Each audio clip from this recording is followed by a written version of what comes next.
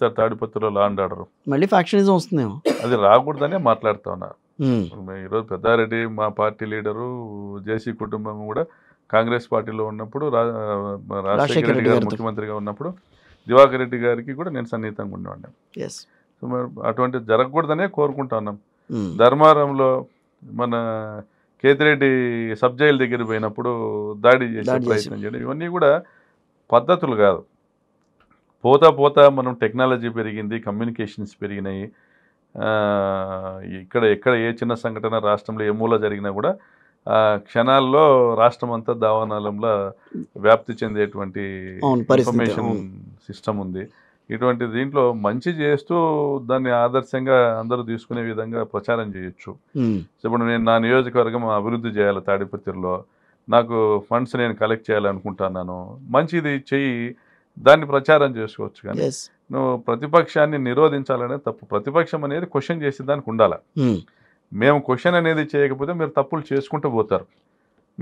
మేము వదిలేసామనుకోండి, మీరు 4 ఏళ్ల తర్వాత మీరు ఎనికి తిరిగి చూసుకుంటే మీ పార్టీ ఉనికే ఉండదు. ప్రజలు డిసైడ్ అయిపెట్టారు, ఈ రోజుకే డిసైడ్ అయినారు 4 నెలల్లో. 4 నెలలు ఎలా చెప్తారు అంటే ఇంత వ్యతిరేకత, ఇంత అపనమ్మకం ఎప్పుడు ఎవరు ఏ ముఖ్యమంత్రి 4 నెలల్లో మూట కట్టుకోలే. మీకు రాష్ట్రంలో మీరు మాజీ ఎమ్మెల్యేగా చెప్తున్నారా మాట, ఒక సాధారణ పౌరుడిగా చెప్తున్నారా? ఆంధ్రప్రదేశ్కి సంబంధించి సాధారణ పౌరుడిగా 4 నెలల్లో ప్రభుత్వ పనితీరు ఎట్లా తెలుస్తుంది సార్? 4 నెలల్లో ఎంతో నమ్మకంతో, ఎంతో ఆశతో చంద్రబాబు నాయుడు గారు ఇచ్చిన ప్రతి ఒక్క పథకం మీద ఆశతో ఆయనకు ఓట్లు వేశారు. మరి ఆయన అసెంబ్లీలోకి వెళ్ళి ఈ సూపర్ 6 పథకాలు చూస్తుంటే భయం వేస్తూ ఉంది. ఇంత అప్పులు ఉన్నాయని తెలియదు అంటే మరి చంటి పిల్లాడా, నోట్లో వేలు పెట్టుకున్నాడా చంద్రబాబు నాయుడు? ట్రాన్స్పరెంట్గా ప్రతి సంవత్సరం బడ్జెట్ పెడతా ఉన్నాం మేము. జగన్ గారు ప్రతి సంవత్సరం బడ్జెట్ ప్రవేశపెడతా ఉన్నారు. డీటెయిల్డ్గా బుగ్గన గారు ఎక్స్ప్లెయిన్ చేశారు. మనకి కరోనా పరిస్థితుల్లో, మనకు ఆదాయం లేని పరిస్థితుల్లో కూడా మనం ఎలా నెట్టుకొచ్చాము, మనకి ఎఫ్ఆర్బిఎంలో ఏ విధంగా మనకి ఎన్హాన్స్మెంట్ వచ్చింది, అప్పులు తీసుకోవడానికి వెసులుబాటు వచ్చింది, ఎలా తీసుకొచ్చాం, రూపాయి రాబడి ఎంత, రూపాయి వ్యయం ఎంత, ఇవన్నీ డీటెయిల్గా ఎక్స్ప్లెయిన్ చేశారు. చాలా ట్రాన్స్పరెంట్గా ప్రభుత్వం నడిపారు. మరి ఈరోజు చంద్రబాబు నాయుడు గారు కనీసం బడ్జెట్ని ప్రవేశపెట్టే పరిస్థితిలో కూడా లేరు. బడ్జెట్ ప్రవేశపెడితే పథకాలకు ఎంత ఇస్తారో, ఏ పథకానికి ఎంత ఇస్తారో తెలుస్తుంది, పెట్టాల్సి వస్తుంది, అందులో ప్రజలకు తెలిసిపోతుంది. సో ప్రజలకు అది తెలిసిపోతుంది, ఈయన ఏ పథకానికి డబ్బులు పెట్టట్లేదని తెలిసిపోతుంది. కాబట్టి బడ్జెట్ ప్రవేశపెట్టట్లే అంటే ప్రజల్ని మోసం చేస్తూ ఉన్నారు. ఇదిగో ఇస్తున్నాం, ఇదిగో ఇస్తున్నాం, ఇదిగో ఇస్తున్నామని చెప్పుకుంటారు. సో ఈయన మ్యాక్సిమం చేయగలిగితే, సో ఈ 3 సిలిండర్లకు సంబంధించి కేంద్రం నిధులతో దానికి దీపం లబ్ధిదారులకి గ్యాస్ సిలిండర్లు ఇవ్వడము, మ్యాక్సిమం ఇంకా చేయగలిగితే ఉచిత ట్రాన్స్పోర్టేషన్ ఏమన్నా చేయగలిగితే చేయగలుగుతారు. మద్యం పాలసీలో, ఇసుక పాలసీలో మీరు ఎవరు కూడా తలదూర్చకండి అని చెప్పి మన గట్టి చెప్తున్నారు ఆయన. అవి మామూలే, అవి అవునంటే కాదనిలే, కాదంటే అవుననిలే, ఏదో ఒకటి పాట ఉంది. చంద్రబాబు నాయుడు గారు ఏం చెప్తే అది అబద్ధము, నిజం ఏది చెప్పకపోతే నిజం అంతే. అంటే మీరు దండుకోవచ్చనే ఆయన ఇచ్చినట్ట ఏంటి ఉన్నది? అందుకే కదా ఇప్పుడు వాళ్ళ విధానం ఏంటి, వాళ్ళ రెడ్ బుక్ విధానం ఏంటి?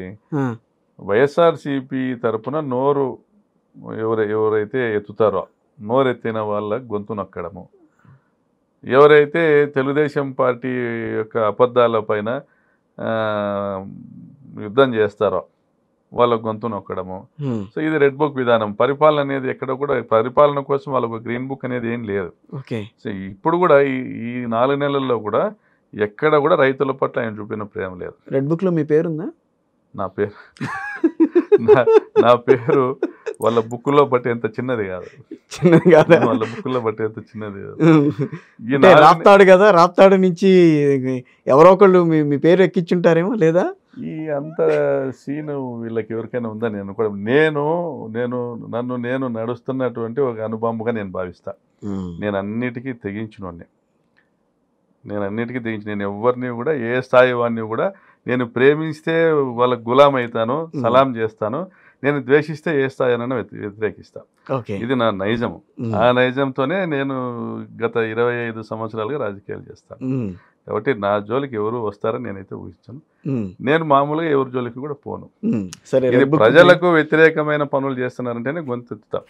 ఒక సామాన్యుని, ఒక చేతగాని వాడిని తమ బలంతో, తమ అధికారంతో అణచివేస్తున్నారనేటువంటి ఏ వ్యవస్థ పైన తిరగబడే మనస్తత్వం నాది. ఆ విధంగానే రాజకీయాల్లోకి వచ్చినాం. పరిటాల రవి దౌర్జన్యాలకు వ్యతిరేకంగానే రాజకీయాల్లోకి వచ్చినాం. ఈరోజు కూడా ఈ ప్రభుత్వంలో కూడా మా జిల్లాలో గమనిస్తే, అనంతపురం జిల్లాలో రాప్తాడులో గమనిస్తే ఫ్యాక్షన్ని అణచివేసేదానికి శక్తివంచన లేకుండా ప్రయత్నం చేశాం. మా పార్టీనా తెలుగుదేశం అని ఎక్కడ ఆలోచించలేదు. మరి ఈ 4 నెలల్లో చంద్రబాబు గారు ముఖ్యమంత్రి అయిన 4 నెలల్లో అనంతపురం జిల్లాలో 4 హత్య కేసుల్లో జీవిత ఖైదు శిక్ష విధించడం జరిగింది. జడ్జిమెంట్స్ వచ్చాయి. మరి రాప్తాడు నియోజకవర్గంలో కందుకూరు శివారెడ్డి మర్డర్ కేసులో కూడా డబల్ లైఫ్ వేశారు. 7 మందికి, ఒక ఇద్దరికి 10 years ఇంప్రిజన్మెంట్ ఇచ్చారు, శిక్ష పడింది. వీటిని స్వాగతిస్తూ ఉన్నాం.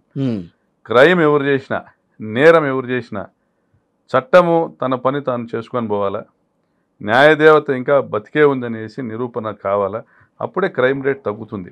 ఓకే, ఎవరు కూడా దొంగతనాలు చేయాలనో, దోపిడీలు చేయాలనో, అరాచకాలు చేయాలనో, హత్యలు చేయాలనో ఆలోచన రాకూడదు. రావాలంటే భయపడాలి.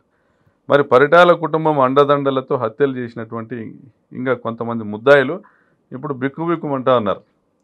ఒకవైపు చూస్తే ప్రతి ఒక్క హత్య కేసు జడ్జిమెంట్ కూడా శిక్షతో ముగుస్తూ ఉంది. ఇప్పుడు మా పరిస్థితి ఏంది, మేము ఎవరో ఉన్నారని, మా వెంట వీళ్ళు ఉన్నారని మేము హత్యలు చేసాం, మా పరిస్థితి ఏందని ఈరోజు బిక్కుబిక్కుమంటా ఉన్నారు. మరొక వైపు వాళ్ళ చరిత్ర ప్రకారం చూస్తే 100 హత్యలు జరిగినా కూడా ఒక హత్య కేసులో కూడా శిక్ష పడలేదు. పరిటాల కుటుంబం తరపున 100 హత్యలు జరిగినా కూడా, వారి ప్రత్యర్థులు 100 మంది చనిపోయినా కూడా ఒక హత్య కేసులో కూడా శిక్ష పడలే. చట్టం మా చుట్టం అనే ధైర్యం